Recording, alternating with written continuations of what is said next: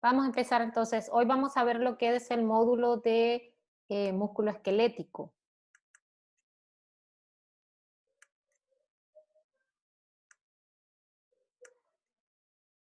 Este módulo es bien importante porque las consultas, como vamos a ver más adelante, de dolor, son una de las consultas más frecuentes que ustedes van a ver. No importa si son ginecólogos, no importa si son ortopedas, no importa si son neurólogos, no importa qué especialidad tengan, siempre van a haber pacientes relacionados con dolor, obviamente de acuerdo a las enfermedades que ustedes traten, ¿no?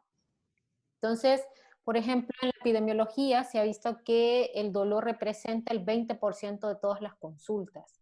Si ustedes ven, de cada 10 pacientes, 2 por lo menos les van a referir dolor en alguna parte del cuerpo por alguna patología X.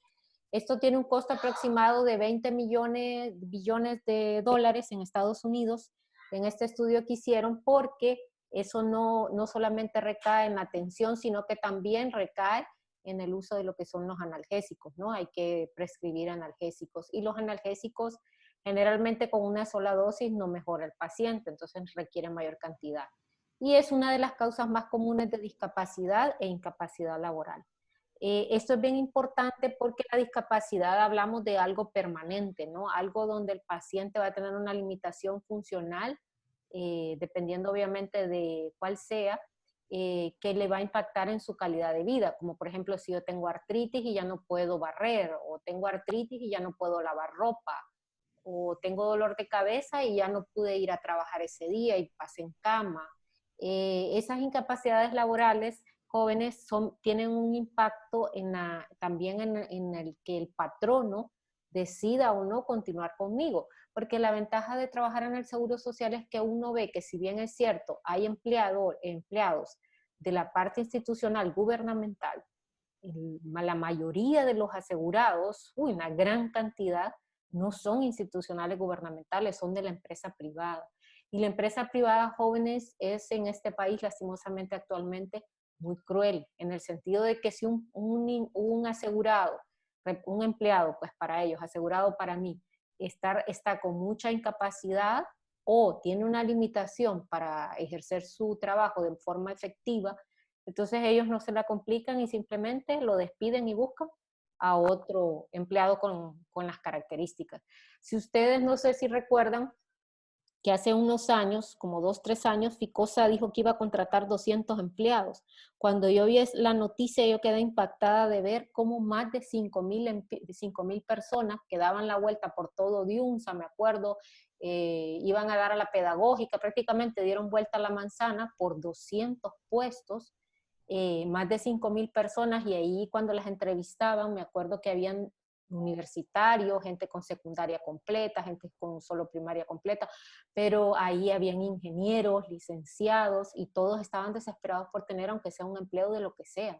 Porque en este país, lastimosamente, cuando le dice el patrono a los asegurados, y créame que se lo dice, mire, si usted no me funciona, yo lo voy a despedir, y en cuanto usted se vaya, yo tengo 300, 400 currículum aquí esperando su puesto. Y es cierto, jóvenes, es cierto, conseguir trabajo ahora en Honduras es una de las cosas más difíciles. Entonces, uno tiene que cuidar su trabajo, y parte de eso depende obviamente mi salud, porque si yo no estoy en condiciones no voy a poder desarrollar un trabajo de forma adecuada.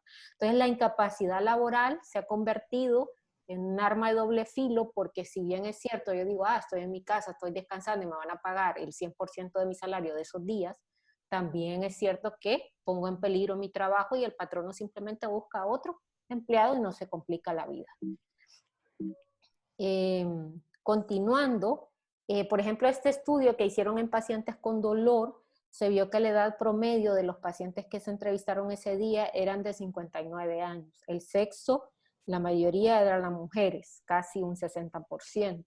Los pacientes que, al hacer el tamizaje por trastornos del estado de ánimo, se vio que solo con dolor 54% de los pacientes, dolor y tenían criterios clínicos de depresión, 20% de los pacientes, dolor y ansiedad, 3%, y dolor, un trastorno depresivo y un trastorno ansioso, 23%. Y ya vamos a ver cómo eso impacta entonces en la calidad de percepción del dolor que yo tengo y el resto de mi conducta, por ejemplo, cuando yo tengo depresión.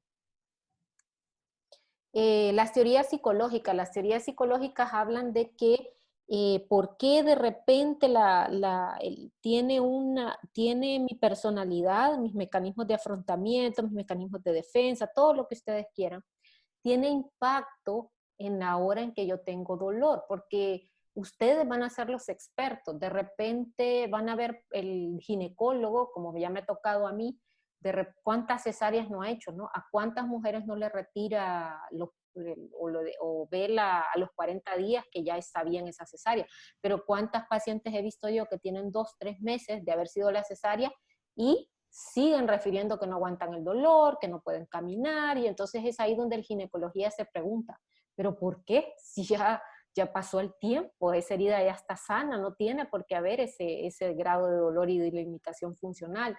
Igual con ortopedia, de repente he visto miles, 15, he puesto miles de botas, pero en 2 semanas he visto la resolución, 3 semanas, pero esta paciente ya lleva 6 meses con esa bota, no puede ni siquiera poner el pie, apoyarlo en el suelo porque empieza a gritar de dolor. Entonces, ¿qué la hace diferente de los otros 15 que he visto miles de veces?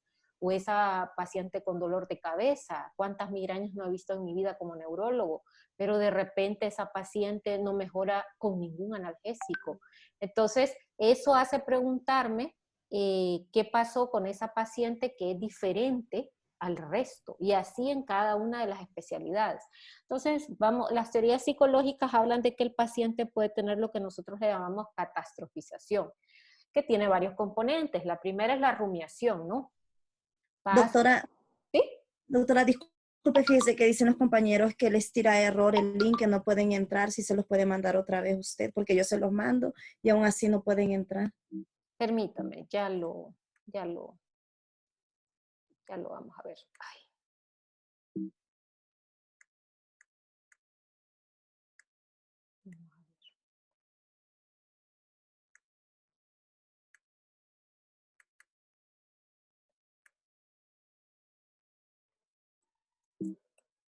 Y se lo envío al coordinador de psicosomática. ¿Sí? ¿O a quién se lo envío? Es que solo tengo ese contacto. Sí, a él envíeselo. ¿Ves? Me puso eso en vez de ponérmelo en invitar. Permítanme, jóvenes.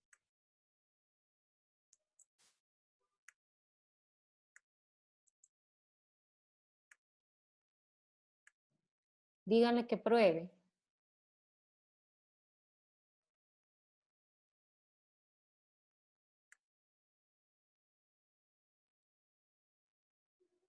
Y me avisan para volverlo a enviar otra vez, en caso de que no pudiesen entrar.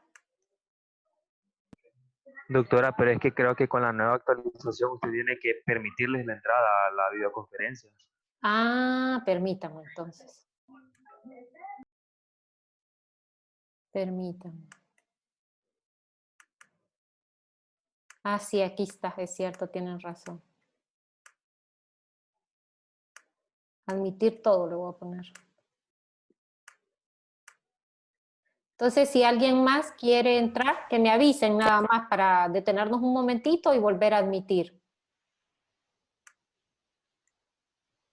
¿Ya? Bueno, entonces, siguen viendo la pantalla, ¿verdad?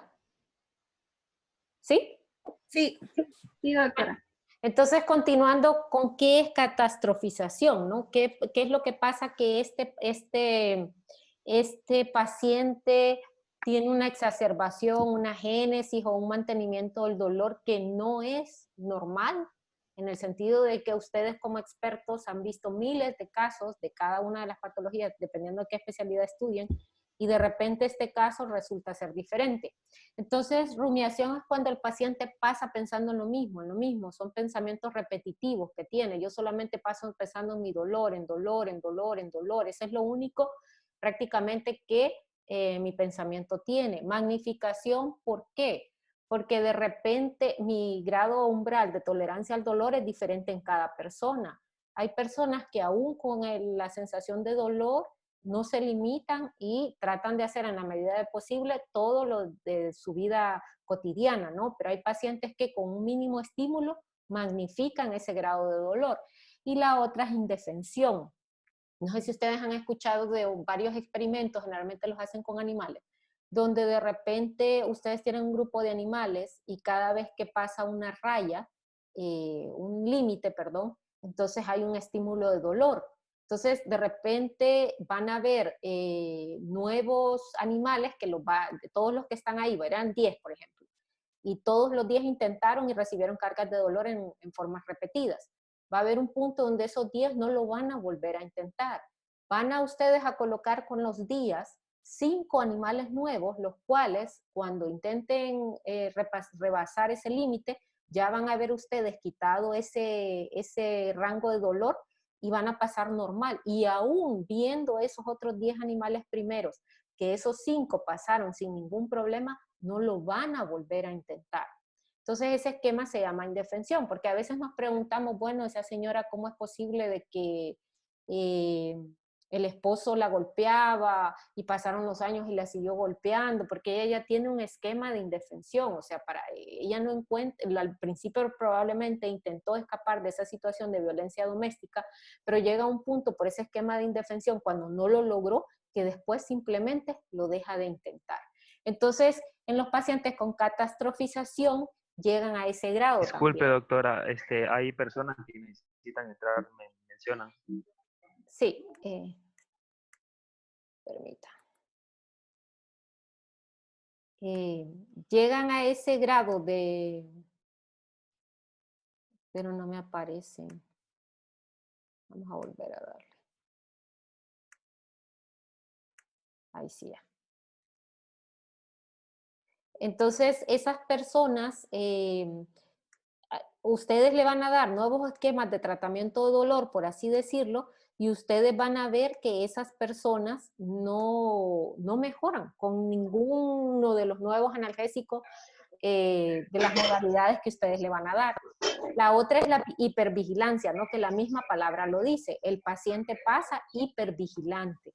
Y se habla de una personalidad que se llama personalidad tipo D, distress, que se caracteriza a esa persona por tener una afectividad negativa, son personas con poco apoyo social y generalmente tienen una percepción bien pobre de su salud. O sea, ellos pueden, digan. Doctora, una consulta. ¿Solo me puede dar un medio resumen de lo que está hablando? Porque me costó bastante entrar a la presentación, por favor. Sí.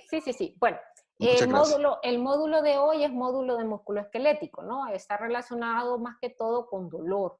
Entonces, vamos a ver cómo el dolor representa más del 20% de las consultas, lo que genera un gran costo para cada uno de los países, porque no solamente es el costo de la atención, sino la gran cantidad de analgésicos que probablemente vamos a tener que invertir para mejorar ese dolor. Obviamente analgésicos que van a utilizar los pacientes con más cantidad de tiempo, no porque me tome una diclofenaco yo ya voy a estar excelente y ya me curé, no. También en los estudios con pacientes con dolor, ustedes van a ver que los pacientes pueden tener tanto depresión como una comorbilidad como ansiedad. Por ejemplo, aquí en este estudio 23% tenían dolor y depresión y ansiedad comórbido, y vamos a ver cómo impacta el que yo tenga depresión en mi dolor. Y estábamos viendo las teorías psicológicas de por qué el paciente mantiene o tiene, mejor dicho, un esquema de dolor muy diferente al que usted está acostumbrado de acuerdo a su especialidad. Porque no importa, como les decía, si yo soy reumatólogo, o si yo soy cirujano, si yo soy ginecólogo, ortopeda, o sea, todas las especialidades están relacionadas con patologías con dolor, todas. Obviamente de acuerdo a su órgano vital, de acuerdo a su especialidad, pero siempre van a haber pacientes con dolor. Entonces hablábamos un poquito de la catastrofización, que es cuando el paciente tiene los 3 componentes como es la rumiación, que pasa pensando y pensando, solo habla de dolor, sus pensamientos están relacionados solo con dolor, magnificación, porque de repente ustedes van a ver pacientes que con un mínimo estímulo, wow, es un dolor exagerado, invalidante, lo magnifican, ¿no? E indefensión porque Tal vez al principio el dolor era difícil de controlar, pero más adelante el paciente, no importa lo que usted le dé y que puede ser muy efectivo, el paciente no mejora con ese dolor.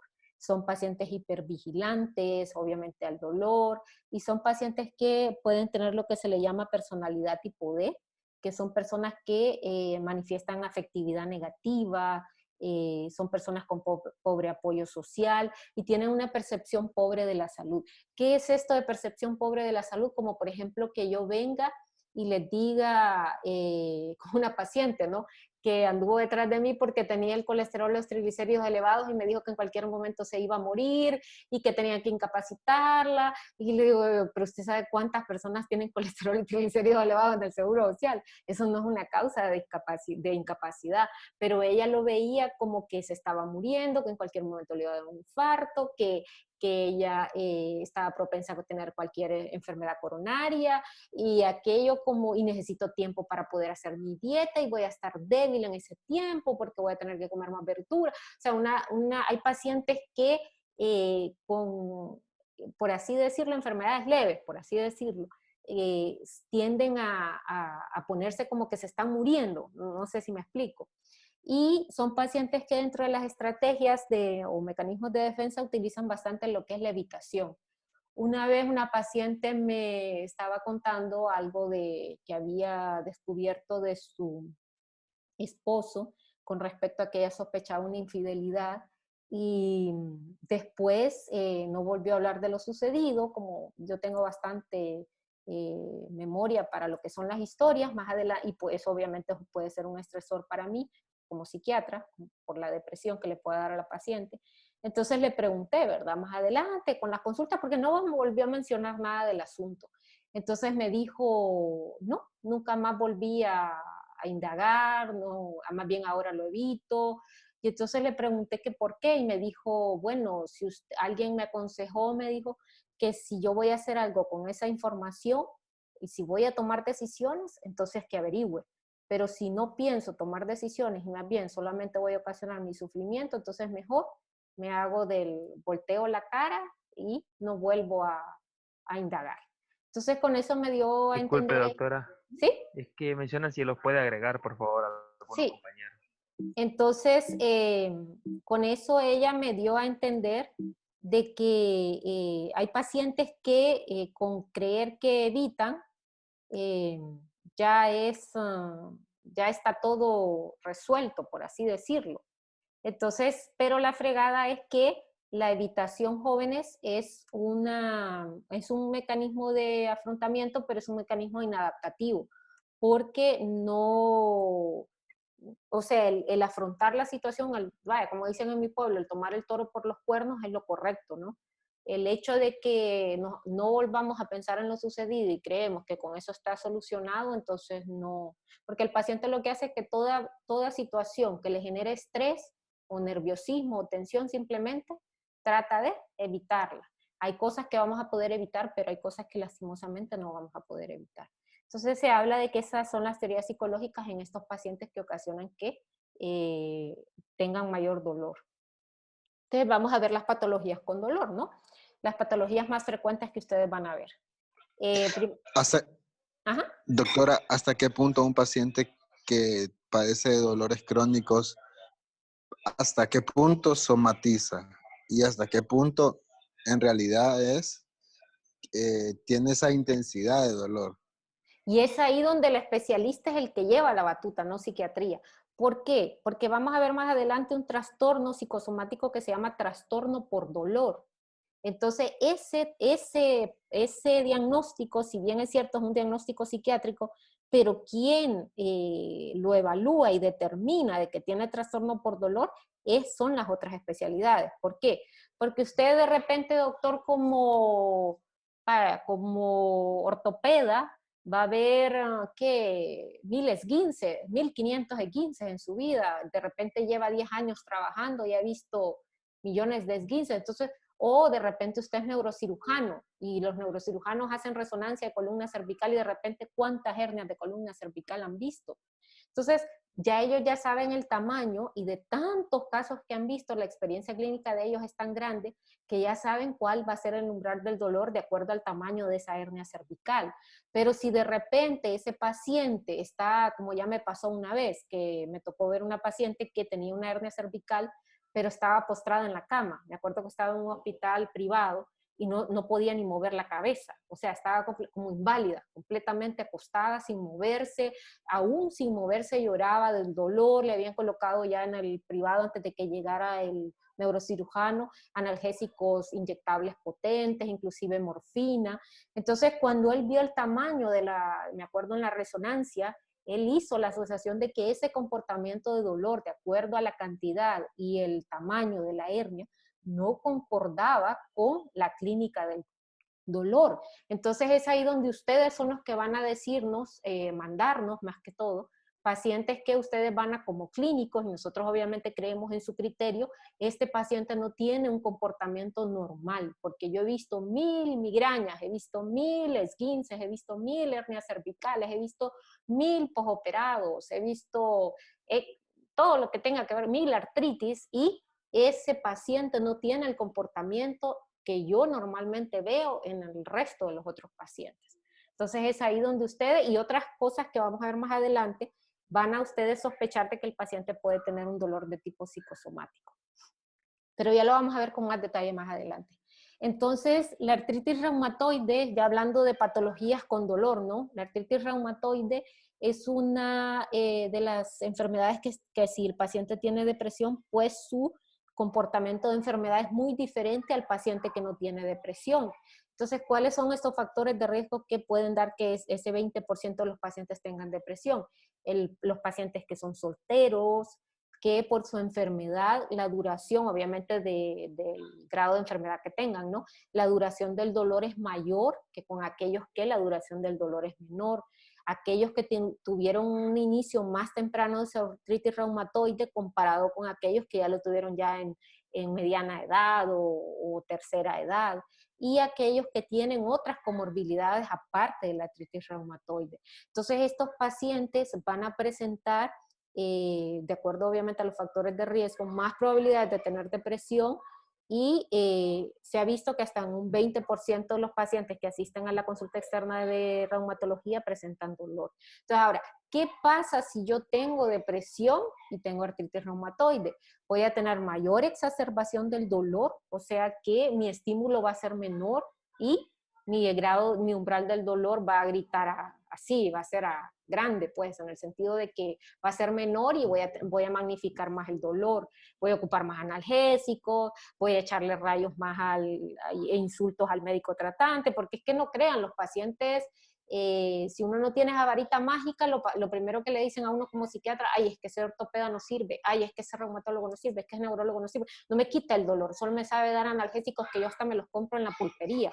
Entonces, hasta desprestigian el colega porque no es eficiente a la hora de quitarle el dolor. No creas que va a decir, sí, yo tengo un componente psicosomático, el doctor es muy bueno, excelente, pero ahí yo soy la que tengo que estar en tratamiento psiquiátrico porque yo soy la que tengo el caso psicosomático. No, jóvenes, los pacientes son bien crueles a la hora de desprestigiar al colega que no le está solucionando, ¿no?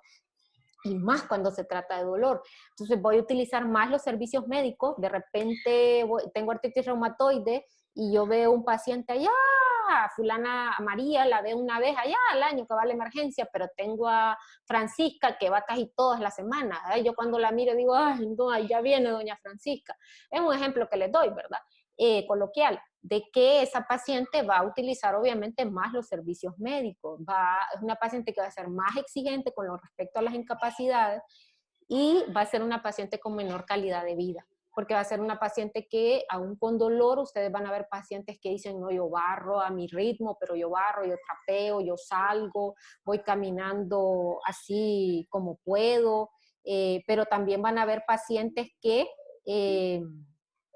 se acuestan, se postran, doctores. Es increíble cómo se postran y, permítanme que tengo que actualizar esto, dice. Se postran y prácticamente su calidad de vida es tráeme la pastilla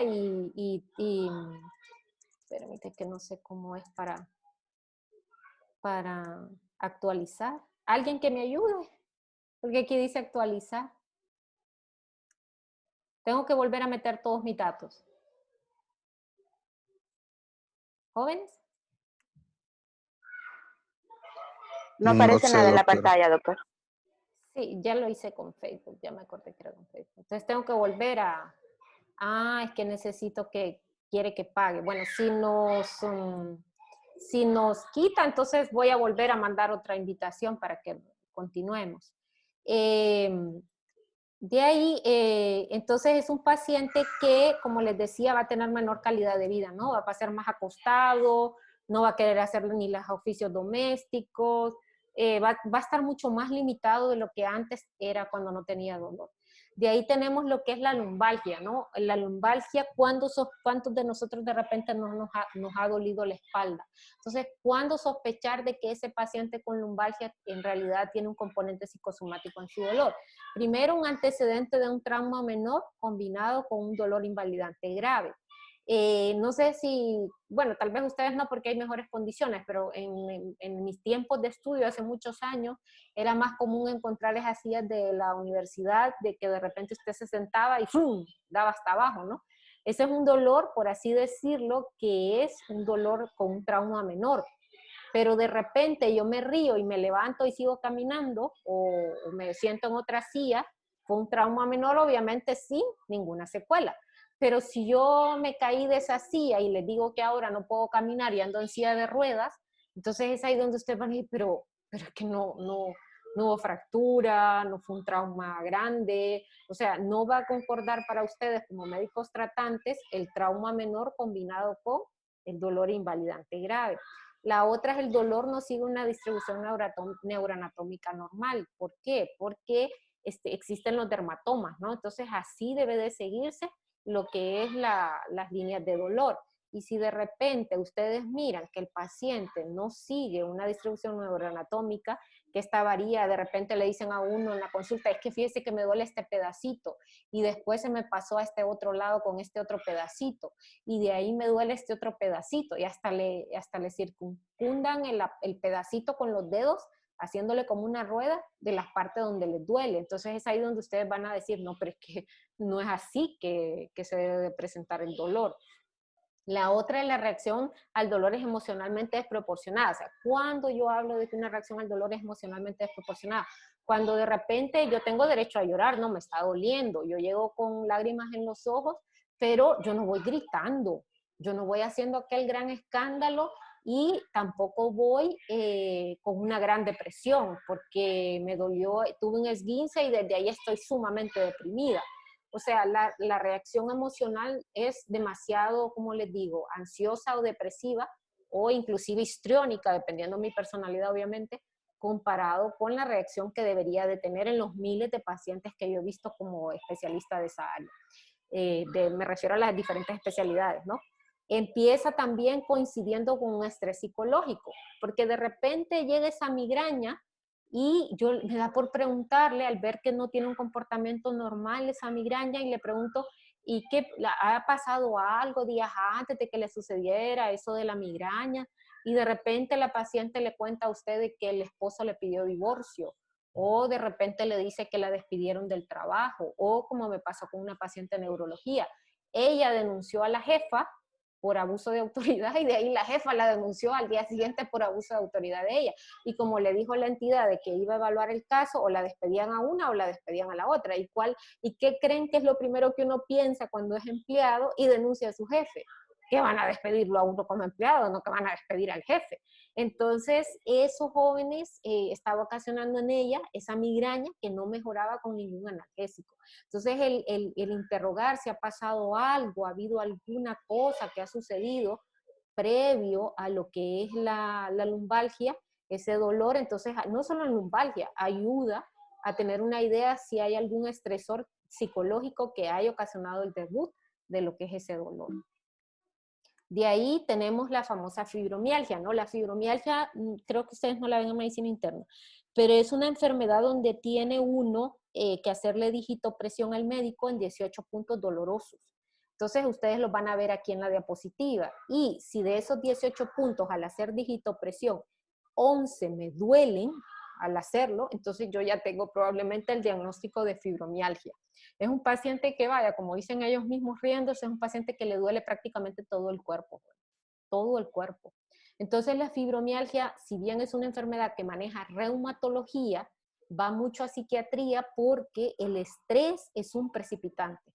Entonces nosotros tratamos de hacerle conciencia a ese paciente que evite lo que es el estrés, que trate de mantenerse pendiente de lo que es de tratar de evitar y utilizar técnicas de manejo de estrés, que no se involucre en cosas que no le corresponden y le van a generar estrés, porque ese es un detonante para su enfermedad. Entonces el dolor, se ha visto que los pacientes como persona que no tengo fibromialgia, mi probabilidad de tener depresión o ansiedad en mi vida es del 15%, ¿no? 10 al 15%. Pero si de repente pasan los años y reumatología me diagnostica fibromialgia, esa probabilidad de que yo tenga depresión pasó del 15% al 70%. Entonces la probabilidad de que yo tenga un trastorno ansioso o un trastorno depresivo cuando tengo fibromialgia es bien elevada, jóvenes, bien elevada. Entonces el dolor les provoca a ellos ansiedad, es uno de los síntomas cardinales aparte del dolor de la fibromialgia es la fatiga y también tienen bastante incapacidad de dormir. Imagínense 11 puntos dolorosos de los 18, no, dormir es algo que también les incomoda por el dolor. Y existen 2 tratamientos aprobados por la FDA aquí en Honduras para lo que es fibromialgia, solo existen 3 a nivel mundial. Uno de ellos es la duloxetina, que es un antidepresivo, y ustedes van a decir, bueno, pero es increíble que un antidepresivo sea el tratamiento de la fibromialgia, porque no necesariamente yo puedo tener ansiedad o depresión en ese momento, pero es el tratamiento de elección, porque los duales, como vamos a ver más adelante, pueden ayudar bastante en lo que es dolor. Y al igual que el otro, que es la pregabalina. Y aunque pregabalina la utiliza más neurología, la pregabalina también se puede utilizar en trastornos de ansiedad. Nada más que es tratamiento de tercera línea, no es tratamiento de primera línea, pero si ustedes ven, siempre en fibromialgia hay esa asociación entre que otros usos del fármaco, aparte de la fibromialgia, sea ansiedad o depresión. Y cefalea, que la cefalea es, no importa cuál cefalea sea, uno de los detonantes que tiene la cefalea es momentos de estrés psicológicos. Entonces, la cefalea puedo llegar yo por cefalea, pero más bien puede ser un síntoma destacado, aunque no referido, de la ansiedad y la tristeza. Entonces, el paciente, ¿por qué? Porque es más fácil para mí llegar por decir que tengo dolor de cabeza a que decir que me siento triste, que me siento ansioso, por obviamente el estigma que hay con respecto a la discriminación que hay con respecto a que yo tenga depresión, ¿no? Y en la migraña se ha visto que las personalidades, parte de los rasgos de personalidad que tienen los pacientes con migraña son personas controladoras, perfeccionistas, y les es bastante difícil suprimir o controlar lo que es su ira. Y van a ver pacientes ustedes que de repente tienen migraña y ustedes van a decir, bueno, pero ¿qué hace este paciente con fluoxetina o qué hace con sertralina? Pero los inhibidores selectivos de la recaptación de serotonina también se pueden utilizar en pacientes para profilaxis de migraña, donde uno ve que el estrés o es un detonante muy frecuente o es un exacerbante que es muy importante, ¿no? O tiene ambas comorbilidades, tiene depresión, pero también tiene diagnóstico de migraña, por ejemplo. Entonces, es ahí donde el IRS puede ayudar, ¿no? De ahí tenemos lo que son las cefaleas tensionales. Las cefaleas tensionales son bien importantes porque el estrés emocional generalmente participa en lo que es la génesis. El estrés emocional lo que va a ocasionar es una contracción prolongada de los músculos de la cabeza y el cuello, generando una banda de supresión suboccipital que se va a extender al resto de la cabeza. Los pacientes son bien sensibles, el cuero cabelludo, a lo que es el tacto. Son pacientes que le va a decir, doctora, ni me peino porque viera, solo me paso el peine con un cuidadito porque viera qué dolor siento cuando, o fíjese que ni siquiera me puedo tocar la cabeza porque viera qué dolor de cabeza me da cuando me duele más cuando me la toco. Y la cefalea tensional se asocia más a lo que es ansiedad y depresión. Y también se ha visto que cuando uno investiga los rasgos de personalidad son personas con tendencia mayor a lo que es el nerviosismo y son más competitivas que el resto de la población. Ahora, bueno, ya tengo el paciente con dolor, no importa qué patología sea, ya vi que su comportamiento del dolor no es el esperado de acuerdo a los años de experiencia que yo tengo y la cantidad de miles de pacientes que he visto, cientos de pacientes que he visto, o inclusive lo que yo he leído en los libros. Entonces, ¿qué es el tratamiento que ofrece psiquiatría, verdad? ¿No? Yo ya vi que no tiene un componente psicosomático. Bueno, primero, el tratamiento de las alteraciones del sueño por dolor, porque no importa si tiene un componente psicosomático o no, igual me duele, ¿no? Entonces eso va a ocasionar que tenga más alteraciones del sueño, despertares más frecuentes o que se me dificulte dormir porque yo estoy con dolor. La otra es investigar si hay un estado de ánimo depresivo, porque va a tener impacto en lo que es el umbral del dolor. Entonces es ahí donde hay tres familias que son muy buenas en lo que es dolor. Primero los tricíclicos, pero ustedes tienen que tomar en cuenta, por ejemplo, si es una enfermedad reumatológica, que si los tricíclicos pueden ocasionarle resequedad de boca, ¿no? Entonces, le ayudo a dormir con el tricíclico y también le mejoro el estado de ánimo. Los inhibidores de la recaptura de serotonina y noradrenalina son los famosos duales, que estos, la venlafaxina y especialmente la duloxetina, está asociado a mejoramiento del paciente, tanto de su estado de ánimo como del dolor. Los HIRS, el más utilizado para pacientes con morbilidades, es la sertralina, y otros como la mirtazapina, que la mirtazapina también tiene esa ventaja de que si yo no puedo dormir, eh, le pego, como dicen, con una sola bala a dos pájaros, ¿no? Mejoro lo que es el sueño y mejoro lo que es el estado de ánimo. Y obviamente la terapia cognitivo-conductual, porque acuérdense que si no modificamos lo cognitivo, muy difícilmente vamos a tener patrones de conducta más sanos a la hora de estar tratando lo que es este paciente. Esto es con respecto a musculoesquelético. Ahora, vamos a ver ahorita el trastorno que ustedes van a diagnosticar y son los que van a referir, que se llama trastorno por dolor. El trastorno por dolor es un trastorno puramente psicosomático, obviamente del área de psiquiatría. Son ustedes los únicos que lo van a poder referir, ¿verdad? Porque yo puedo tener una experiencia tal vez de internado y de servicio social con respecto a esguinces, por ejemplo, pero no es lo mismo la cantidad de esguinces que yo vi solamente en esa pasantía de tanto de internado como de servicio social de 3 meses de cirugía y ortopedia, comparado a un ortopeda que estuvo 3 años en su residencia, que tiene 4 años de haber salido, 2 años de haber salido. O sea, él va a tener una cantidad de casos donde para él va a ser más fácil evaluar el comportamiento de dolor de un paciente. Y así va a ser en cada una de las especialidades. Entonces, el trastorno por dolor es la presencia y sobre todo la atención excesiva a lo que es dolor en un paciente que tiene una o más partes del cuerpo y es lo suficientemente intenso como para llamar la atención clínica. O sea, un paciente con trastorno por dolor no es un paciente que se va a quedar en su casa y que a que nadie se va a dar cuenta de que anda con dolor. No, es un paciente que se va a dar cuenta, si bien toda la colonia, todo el seguro social, todo el centro de salud, todo el hospital regional, o sea, es un paciente que los familiares lo van a describir como alguien que solo pasa quejándose de dolor, los médicos que lo miro cada semana y si no lo miro, ¿qué le pasó a don Francisco? ¿Qué pasó? Qué raro que no ha venido, si ese señor viene casi todos los días por dolor. O sea, es un paciente que ustedes van a notar que brilla, por así decirlo, encima de los demás. Hay factores psicológicos, ustedes lo van a ver en la génesis, gravedad o en el mantenimiento del dolor. Por ejemplo, yo tengo una paciente que tiene hernias cervicales y hernias lumbares, pero yo me he fijado que ella, o sea, neurocirugía me la pasó por trastorno por dolor y sí tiene ese diagnóstico definitivamente, pero es bien bonito ver esa asociación, ¿no? Se murió una hermana y ella la fue a atender al Catarino Rivas y me refirió de que tenía un dolor tan invalidante que fue increíble cómo esa señora en 3 días solo se levantó a tomar una pequeña cantidad de agua y a comer una galleta porque decía que el dolor era tan grave que no se podía levantar ni siquiera de la cama. Pero jóvenes, tiene años de tener esa hernia del mismo tamaño. Entonces, ¿por qué los otros días era una mujer funcional y de repente se murió la hermana? Estuvo ella unos pocos días atendiéndola en su agonía y ahora después tenía este dolor que no se podía ni levantar de la cama. O sea, había una asociación bien estrecha entre lo que era el dolor y el estresor que tuvo días antes de empezar a tener ese dolor así de invalidante.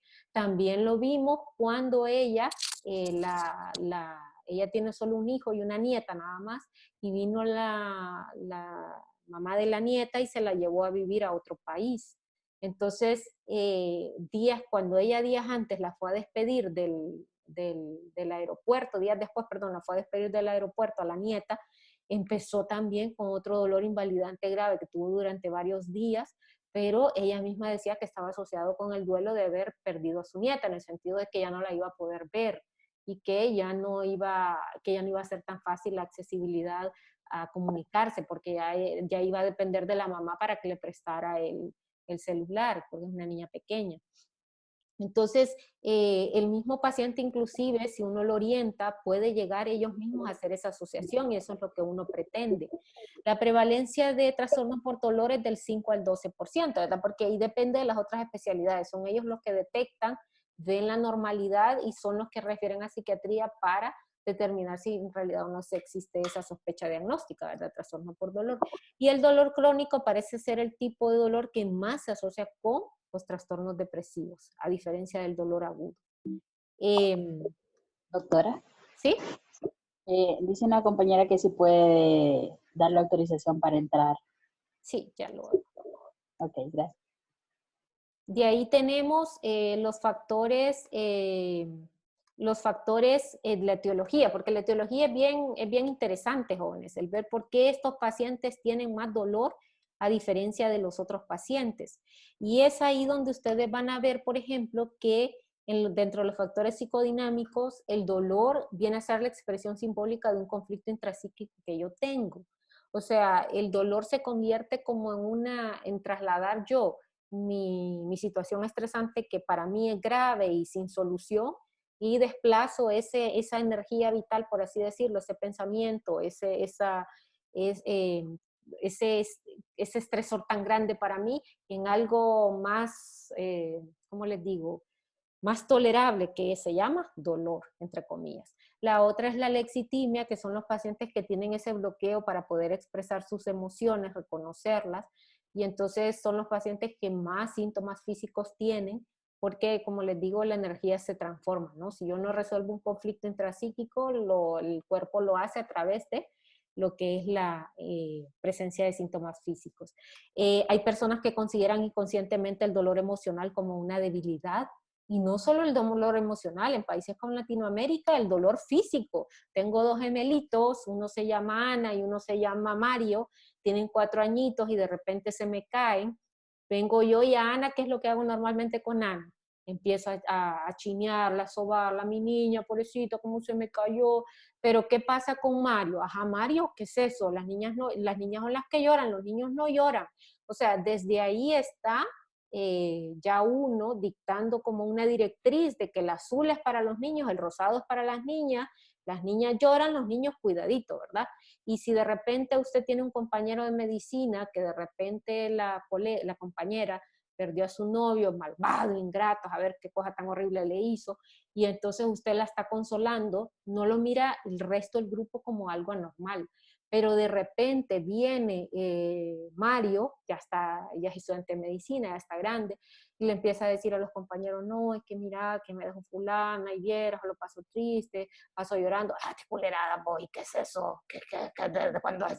O sea, el comportamiento con respecto a cómo yo veo normal esa expresión de dolor emocional va a ser bien diferente en un hombre que en una mujer, por ejemplo.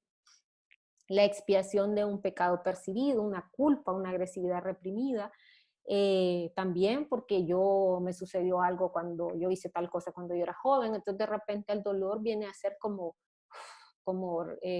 gratificante para mí en el sentido inconsciente de que yo ya estoy pagando esa cosa tan horrible de la cual fui culpable, ¿no? Y la otra, método para obtener amor, castigo.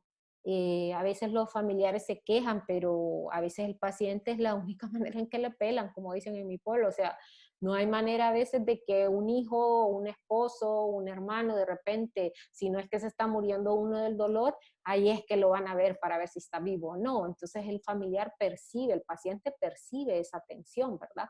De repente mi esposo pasa viendo todos los días el coronavirus, ahora ya, ¿verdad? Antes era el partido de fútbol. Y le dice uno, pero es que mire, doctora, él la mira 3 veces el mismo partido. O sea, el narrador es que el narrador lo describe de formas diferentes. Pero era el mismo partido. Sí, pero es que a mí me gusta verlo en todo deporte. Después lo paso a ver en Canal 11, después lo paso a ver en Canal 5 y así, ¿no? Entonces, pero de repente ese paciente está con dolor y ahí está el esposo atento. ¿Y qué te pasa? ¿Te sentís bien? Entonces, esa forma de obtener amor, atención, dedicación, entonces el paciente la percibe y lastimosamente juega un papel importante en la etiología. La otra es las conductas de dolor se refuerzan cuando son recompensadas, ¿no? Y pueden intensificarse al evitar una actividad desagradable. De repente yo soy maestra, nos dejaron a todos meter al SARS, pero, ay, pobrecita la profesora tal y tal, vean cómo pasa con la artritis, metamos las notas. Entonces ya le metimos las notas entre todos, vos métele tal grado, vos métele tal grado. O sea, ya el dolor le ayudó a ella a evitar algo que es como estar enfrente de una computadora porque nunca la he usado, no soy de las nuevas generaciones, no le entiendo esa chanchada, me trago a cada rato, no sé cómo son las teclas y yo detesto estar encima de ese ordenador. Entonces ya la parte de que los demás me sientan lástima, hagan esa tarea que era desagradable para mí, entonces ya tiene una etiología también el factor conductual. Y se refuerzan cuando son recompensadas, porque de repente yo estoy tirada en una cama y nadie me pela y dicen, ah, ya va mi mamá con sus cosas de dolor y no me paran bola, pero de repente ya miro yo que estoy atento, que estoy ahí, te sentí bien y entonces eso va a exacerbar el dolor inconscientemente porque, como les decía anteriormente, vaya, siento que mi hijo volvió a estar pendiente de mí, siento que mi hijo ya no solo es en Semana Santa y en Navidad el Día de la Madre, perdón, en Navidad que me habló, ahora ya me habla todos los días, ya está pendiente de mí, ya me habla hasta 3 veces al día para ver cómo estoy. Entonces esa conducta de dolores se refuerza cuando es recompensada, ¿no? Y el paciente no es de palo, uno tampoco es que lo puede satanizar porque todos merecemos y debemos de tener atención. Entonces, cuando el paciente se queja, como vamos a ver más adelante, de la parte interpersonal, cuando el mismo familiar del mecanismo de manipulación que tiene y que de la ventaja de las relaciones interpersonales y lo acusa, porque lo acusan en la consulta al paciente y le dicen, mire doctora, lo está haciendo para manipularme, lo está haciendo para que yo esté ahí, entonces es ahí donde uno le devuelve la pelota y le dice, bueno, si usted hace mantiene formas de atención que no sean específicamente en gravedad de una enfermedad, el paciente no va a sentir la necesidad de tener que hacer eso para recibir atención suya. Entonces trata de que el paciente, el familiar esté más pendiente del paciente para que no haya esa necesidad, pues, de manipulación a través de lo que es la manifestación de un síntoma físico como el dolor. Y los factores biológicos cuando hay déficit de endorfinas, que eso se ha relacionado con el aumento de los estímulos sensitivos que entran y por eso se dice que el paciente con menor estímulo tiene más dolor. Ahora, ¿cuál va a ser el cuadro clínico de un paciente con trastorno por dolor? ¿Cómo lo van a sostener? Doctora, ¿me puede agregar, por favor? Sí. Es que ya se me descargó prácticamente esto. Héctor Y ya la Solórzano. mandé. Sí, esa. Bueno. Muchas gracias. Ya. Entonces, el cuadro clínico va a ser un paciente que ustedes tienen que tener una o más partes del cuerpo con dolor. ¿Tipo de dolor en qué sentido? Porque ustedes como especialistas de su área van a definir por su experiencia y por su conocimiento que ese comportamiento del dolor no es lo común, no es lo que ustedes esperan de acuerdo al grado de nivel de patología que ustedes tienen esa, como les digo, experticia. Uno que lo hacemos más nosotros los psiquiatras, pero últimamente he visto que lo hacen más las otras especialidades, investigar ese factor psicológico que esté relacionado con lo que es la génesis, mantenimiento o exacerbación del dolor. Otros son esos expedientes que uno dice, wow, son sumamente gorditos, este ya lleva tomo 1, tomo 2 y tomo 3, dice uno. ¿Por qué? Porque tiene un largo historial de uso de servicios médicos y entonces usted vea el de María, por ejemplo, que es bien, que parece Paquín, y el de Francisca, que parece 3 tomos de enciclopedia, es la más grande, ¿no? Son pacientes que están pendientes de su dolor y dicen que si no tuvieran dolor serían los más felices del mundo. O sea, ellos no tienen problemas, ellos no, para ellos, ¿verdad? Ellos, todo en la vida está bien, pero el dolor es lo único que es, para ellos, lo describen como lo que gira, lo que yo no puedo ir a tocar una escoba porque no aguanto el dolor, yo no puedo ir a hacerme un huevo porque no aguanto el dolor. O sea, ustedes van a ver cómo hay muchos pacientes con dolor jóvenes que aún con su limitación, pero siguen tratando de hacer, no en el 100%, pero hacen su lucha por seguir haciendo sus cosas, pues, con más lentitud tal vez, o con menor frecuencia, pero usted mira el intento, ve esa diferencia. Cursan también con depresión y hasta en un 60% de los casos, entonces uno investiga esa patología y el dolor no muestra alivio. O sea, de repente usted dice, pucha, pero yo le he dado hasta de los más últimos analgésicos. A esa paciente, por ejemplo, con hernia cervical, que hasta morfina le habían puesto y ni eso le mejoraba ni siquiera levemente el dolor. Entonces, es ahí donde usted dice, es imposible el comportamiento de este analgésico en X, es imposible que no le quite el dolor si yo le he indicado a tantos cientos de pacientes y me ha funcionado, porque en este paciente fue diferente. Entonces, es ahí donde su experticia hace, ¿verdad?, de que sospechen ese trastorno por dolor. Ahora, la aparición generalmente es súbita, su gravedad, ustedes van a ver que va en aumento durante semanas o meses, lo que lo vuelve un dolor crónico y el dolor crónico todavía más asociado a lo que es depresión.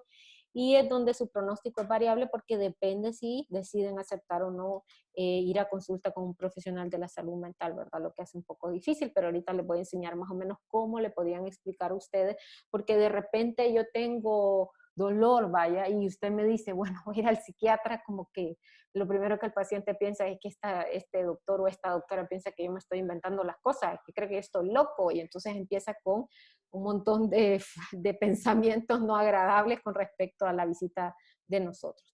Entonces, ¿cómo le van a explicar ustedes que tienen que ir al psiquiatra? Bueno, primero le van a explicar que hay factores psicológicos que están relacionados con el dolor. Y eso es en todos nosotros, o sea, todos. No tiene nada que ver si yo tengo no trastorno por dolor, nada más, sino que todos tenemos factores psicológicos asociados a lo que es el dolor. Entonces, también le van a explicar que hay circuitos cerebrales en las emociones que influyen en las vías sensitivas del dolor. Entonces, este ejemplo que pone el libro es muy bonito. Tenemos 2 Marías, ¿no? Una María que está en una fiesta, en un cuarto exactamente igual que el de Francisca. Y entonces de repente María está bailando en una fiesta y se sube a una silla pequeña de niño, ¿no? De niño pequeño de 4 años, y empieza en su locura a bailar y a moverse y así. Han visto, ¿no? Que hay muchachas que hasta se suben a las mesas, pero María no, María se subió a una silla pequeña de su niño y empieza a bailar y darle vueltas y aquel cuerpo, y entonces de repente en ese relajo que se tenía, se fue para atrás y pegó en la cabeza, en la pared. Entonces, probablemente María, se van a quedarla viendo todos, va a sobarse la cabeza, se va a reír y va a seguir en la fiesta. Pero tenemos a Francisca, que es exactamente igual a María, nada más que está discutiendo con su esposo, porque descubrió que su esposo le es infiel. Entonces, en esa discusión, ella le es difícil suprimir lo que es la ira y decide con sus uñitas tratar de aruñarle lo que es la cara para que la otra mujer vea de que lo deja todo aruñado, ¿no? Entonces, ese es su propósito, aruñarle la cara. Entonces, se le va encima a lo que es el esposo y intenta agredirlo. En lo que él le agarra las manos y aquel forcejeo, no mide su fuerza y de repente la empuja. Y ella pega en la pared exactamente con el mismo grado de intensidad que pegó María cuando estaba en esa fiesta, ¿no? Entonces se golpea la cabeza. ¿Ustedes creen que el comportamiento del dolor de Francisca va a ser igual al de María? Claro que no. Probablemente Francisca se va a sobar la cabeza, pero va a empezar a llorar, más si el esposo, ella observa que tiene culpa, y empieza a decirle, no, mira, yo no lo quise hacer, y entonces más viene la parte de lo que es la obtención de, como les decía, de amor o de ventaja en las relaciones interpersonales. Entonces eso va a hacer que María sienta mayor dolor, aparte del dolor emocional, se le une lo que es ese dolor físico, y entonces ella va a tener una exacerbación del dolor mucho mayor, o un mantenimiento inclusive del dolor mucho mayor de lo que tuvo María en esa fiesta. Porque el mecanismo, las situaciones pues que se dieron alrededor de María fueron muy diferentes. María muy contenta, feliz en esa fiesta, donde se sentía el alma de esa fiesta, donde se sentía sumamente halagada, sumamente atendida, a diferencia de Francisca, donde había descubierto que el amor de su vida no era en realidad para ella, que él ya había dejado de amarla, que ella estaba con otra persona, que estaba diciéndole que la iba a dejar. O sea, el escenario es completamente diferente, y eso va a ocasionar que el dolor de Francisca sea pues nada igual que el que presentaba María. ¿Tienen alguna pregunta, alguna duda?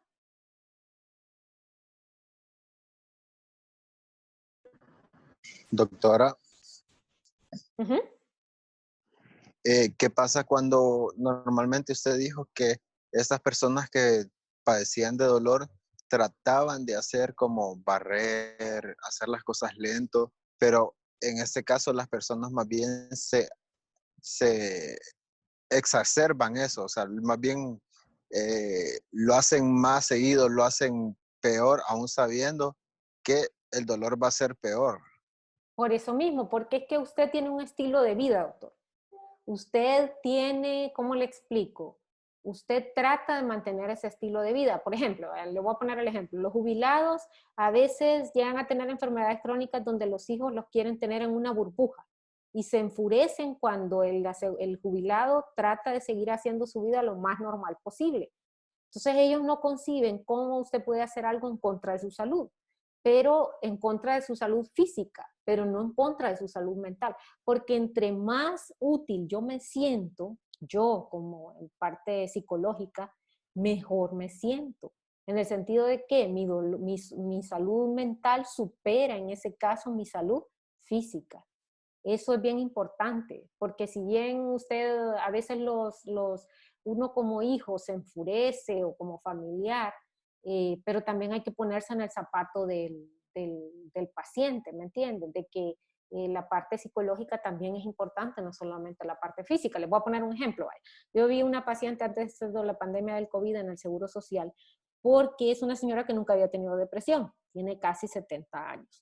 Entonces ella llegó por 2 semanas de un episodio depresivo, pero adivinen qué, fue a través de que se fracturó por andar haciendo oficios domésticos y le pusieron un yeso en el brazo derecho y ya no podía cocinar, ya no podía barrer, ya no podía trapear. Entonces la tenían sentada y para rematar le llevaron a la hermana que parecía así como militar, estilo militar, bulldog, alguien de vigilancia, y entonces no la dejaba hacer nada. Entonces la señora se deprimió porque ya para ella era como un castigo, para ella era estar sentada y ver telenovelas, tal vez es la parte más emocionante ahora de los nuevos adolescentes que se cansan con solo abrir los ojos, pero no para ella, que es de las viejas generaciones donde el ser útil es bien importante. Yo no nací para estar sentada, yo no nací para estar viendo televisión, ¿me entienden? Entonces ese cambio de vida le produjo a ella ese estado de ánimo depresivo. No, y dicho y hecho, después la vi más adelante, pero a la hermana, y me dijo que probablemente no iba a regresar a psiquiatría porque solo le quitamos ¿cómo les digo? Le quitaron el yeso y ella volvió a hacer su vida más que normal.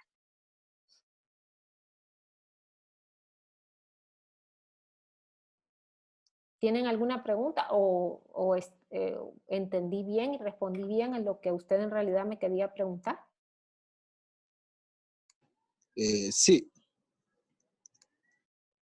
¿Tienen alguna otra pregunta? Porque es que miren, jóvenes, esta patología musculoesquelético, patologías sí que la van a ver. Y como les digo, el paciente bien, ¿cómo les explico? Bien cruel, porque no si uno no orienta a indagar y obviamente a tratar la parte psicosomática, entonces el paciente generalmente le echa la culpa a uno como médico. Yo lo veo, o sea, yo lo veo increíblemente. Imagínese que fui a la emergencia para que me diera diclofenac y ibuprofeno, doctora, si eso yo lo compro en la pulpería.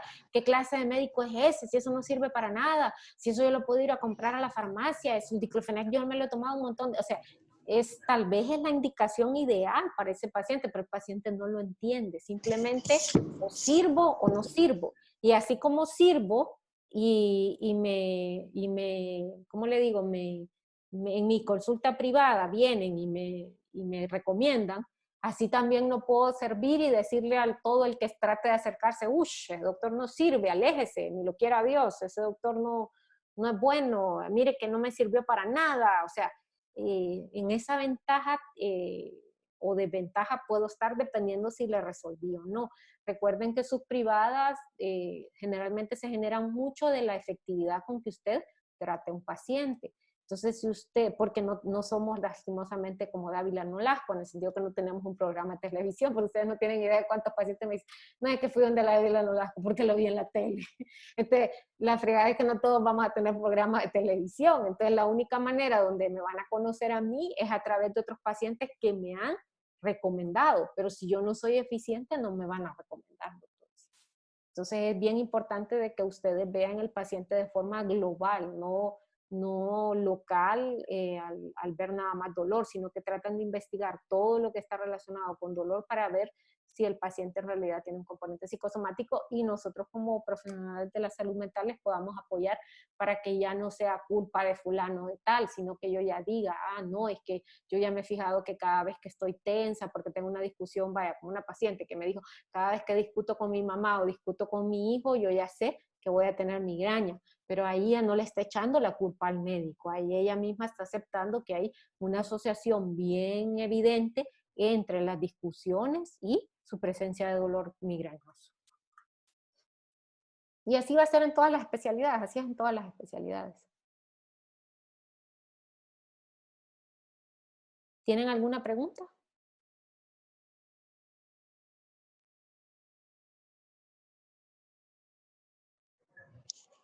Al momento no, doctor. Bueno, entonces la siguiente clase, que la verdad es que se supone que el 18 terminábamos esta pasantía. A nosotros no se nos ha dicho nada con respecto ni a examen ni fecha de finalización. No sé si a ustedes se les ha dado alguna instrucción, ¿no? ¿Saben algo? A nosotros en oftalmología nos han estado evaluando con ciertos parámetros. No sé, creo que no nos van a hacer examen, no sé, pero en otras clases sí. Entonces no sé en esta cómo sería. Es que la universidad mandó un correo institucional diciendo que era prohibido la realización de exámenes, ¿verdad? Entonces nosotros seguimos la directriz de que si es prohibido no podemos realizar ningún tipo de evaluación. Entonces me imagino que cuando todo termine, y eso sería lo ideal, ¿no? Que ustedes avancen en sus pasantías y que ya hasta el final se deje un examen para que puedan culminar con éxito. O que se suspendan las evaluaciones así de examen y que no se atrasen y sigan con sus pasantías. Igual, si ellos decidieran que empieza la siguiente pasantía, pónganle en la otra semana, entonces yo les avisaría para tratar del fin de semana ver las últimas 2 clases que nos hacen falta y así culminar. Pero si veo que no hay, o ustedes, si saben ustedes antes que yo, me escriben, ¿no? Al WhatsApp. Porque si no, entonces el martes tendríamos la siguiente clase, no habría tanto así el de estar apresurado con el tiempo, ¿no? Bueno, jóvenes, entonces quedamos para el martes a las 7 de la noche para ver la siguiente clase. Muchas gracias por su atención. Gracias, doctora. Buenas noches. Gracias. Gracias. Buenas noches.